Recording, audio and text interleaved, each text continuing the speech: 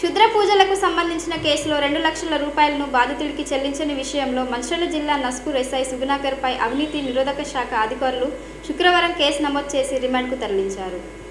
ఆదిలాబాద్ అవినీతి నిరోధక శాఖ డీఎస్పీ విజయ్ కుమార్ తెలిపిన వివరాల ప్రకారం రంజిత్, బాలకృష్ణలు తమకు క్షుద్ర పూజలు చేసేవారు పరిచయమని, వారి శక్తులతో డబ్బుల వర్షం కురిపిస్తామని ప్రభంజన్ అనే వ్యక్తిని నమ్మించి 2 లక్షల రూపాయలు బాధితుడి దగ్గర నుంచి తీసుకున్నారు. గత జనవరి 24న రాత్రి సిసిసిలోని ఐతే సత్యనారాయణ ఇంట్లో మహారాష్ట్రకు చెందిన పూజారి షీత్ దత్తాత్రేయ కొరవి జాదవ్, జగిత్యాలకు చెందిన ప్రశాంతి, సీతారాంపల్లికి చెందిన దెబ్బటి కిషన్, జైపూర్ మండలం నర్సింగాపూర్కు చెందిన దంతెల ప్రభాకర్లతో కలిసి పూజలు నిర్వహించారు. గంటల తరబడి పూజలు చేసినా ఎలాంటి డబ్బులు కురవకపోవడంతో బాధితుడు ప్రభంజన్ తాను మోసపోయానని భావించి తన డబ్బులు తిరిగి ఇవ్వాలని కోరగా నిర్వాహకులు బెదిరించడంతో వారికే మొత్తాన్ని ఇచ్చి వెళ్లిపోయాడు. మరుసటి రోజు జనవరి 25న ప్రభంజన్ సిసిసి నస్పూర్ పోలీస్ స్టేషన్లో ఫిర్యాదు చేయగా ఎస్ఐ సుగుణాకర్ నిందితులపై కేసు నమోదు చేశారు. పోలీసులు నిందితుల నుంచి సీజ్ చేసిన 2 లక్షల రూపాయలను బాధితుడికి చెల్లించాలని న్యాయస్థానం ఆదేశాలిచ్చింది. ఈ మొత్తం తనకు ఇవ్వాలని ప్రభంజన్ సిసిసి ఎస్ఐ సుగుణాకర్ ను సంప్రదించగా 50,000 రూపాయలను ఇస్తానని చెప్పాడు. ఈ విషయంలో బాధితుడు ఈ నెల 10న సిసిసి పోలీస్ స్టేషన్ కు రాగా 2 లక్షల రూపాయలు చెల్లించినట్లు సంతకాలు చేసుకుని ఇస్తానని చెప్పిన డబ్బులు సైతం ఇవ్వకపోవడంతో బాధితుడు అనిషా అధికారులను సంప్రదించాడు. బాధితుడు ఎస్ఐతో డబ్బుల విషయంలో జరిపిన సంభాషణలను అనిషా అధికారులకు ఫిర్యాదు చేయడంతో శుక్రవారం ఆకస్మిక దాడులు నిర్వహించారు. తదుపరి విచారణలో భాగంగా ఎస్ఐని కరీంనగర్ ఏసీబీ కోర్టుకు తరలిస్తున్నట్లు డీఎస్పీ విజయ్ కుమార్ తెలిపారు. సిసిసి పోలీస్ స్టేషన్ లో, మంచిర్యాల సిసిసి పోలీస్ స్టేషన్ లో మిస్అప్రోప్రియేషన్ ఆఫ్ ఫండ్స్ ఒక కేసు రిజిస్టర్ అయింది. ఇది కేసుకి సంబంధించిన డీటెయిల్స్ ఏంటంటే crime number 15 of 2025 under section 126 class 2 308 class 5 and read with 190 PNS ప్రకారంగా ఒక కేసు రిజిస్టర్ చేశారు. దీంట్లో కంప్లైనెంట్ పేరు ప్రభంజన్.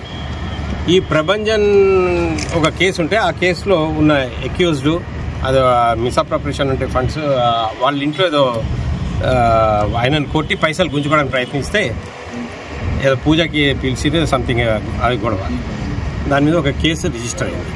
రిజిస్టర్ అయితే దాంట్లో అక్యూజ్డ్ పార్టీని ఈయన కంప్లైంట్ తీసుకొని అక్యూజ్ని రిమాండ్ చేసి 2 lakhs రూపీస్ క్యాష్ వాళ్ళ దగ్గర సీజ్ చేశారు.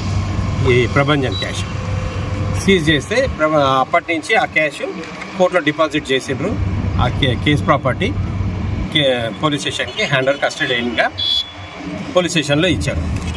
అయితే ఈ ప్రభంజన్ ఈ పైసా 2 lakhs క్యాష్ మనకి అందట్లేదు, డిలే అవుతుందని చెప్పేసి కోర్టులో అప్లికేషన్ వేసుకుంటే కోర్టు వారు హానరబుల్ జ్యుడిషియల్ మేజిస్ట్రేట్ గారు అతనికి ప్రాపర్టీ రిటర్న్ చేసేసి ప్రాపర్ ఎక్నాలెడ్జ్మెంట్ అండ్ ఫోటోగ్రాఫ్ 2 లక్షలు ఇస్తున్నట్టు ఫోటోగ్రాఫ్ విత్ సిగ్నేచర్ రిసిప్ట్ ఇవ్వమనేసి ఆర్డర్స్ ఇచ్చారు.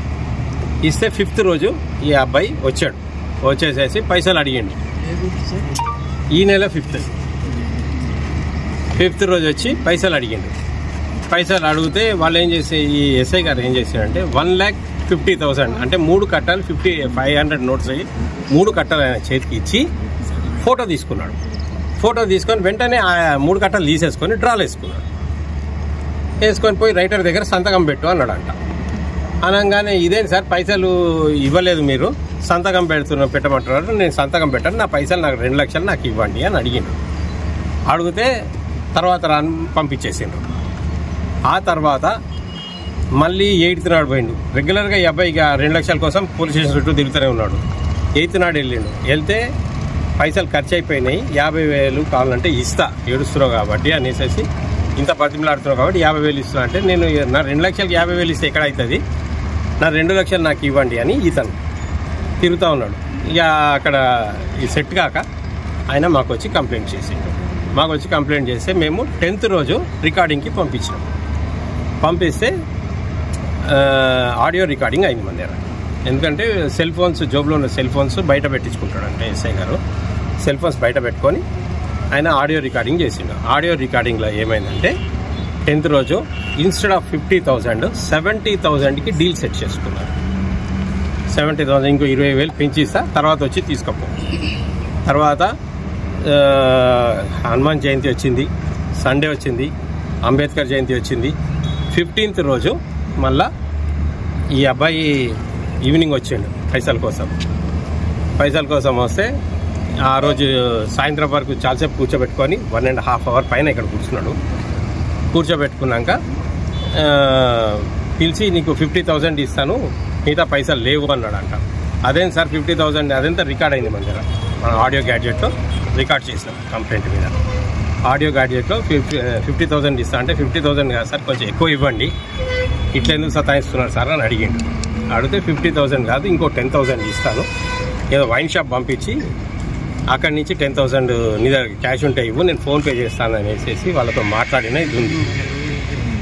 దాంతో చేసిన తర్వాత ఆ రోజు వాన పడుతుండింది, మేము కూడా ఉన్నాము, పైసలు లేకపోతే అప్పుడే వచ్చి క్యాచ్ చేసుకుందామని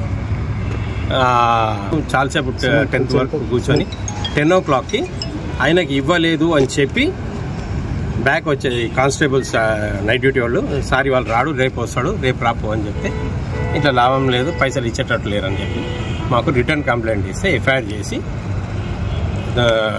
డీజీ గారి దగ్గర పర్మిషన్ తీసుకొని నిన్న ఈవినింగ్ పర్మిషన్ వచ్చింది.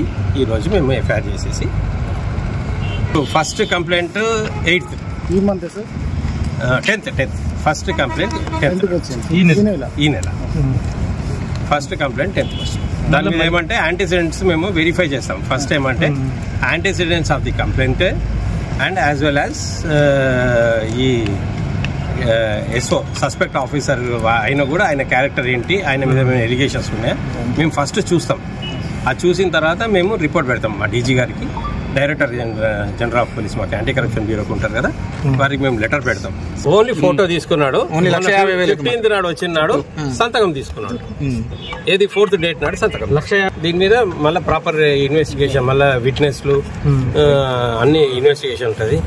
దీంట్లో సీసీ కెమెరాస్ కూడా ఉన్నాయి కదా, సీసీ కెమెరాస్, జీడీలు, phone transactions, bank transactions, UPI payments, everything మేము చూస్తాం. సార్ కేసు అయింది సార్, ఎస్ఐ గారు సుగుణాకర్ గారు ఒక్కరి మీద రిమైండ్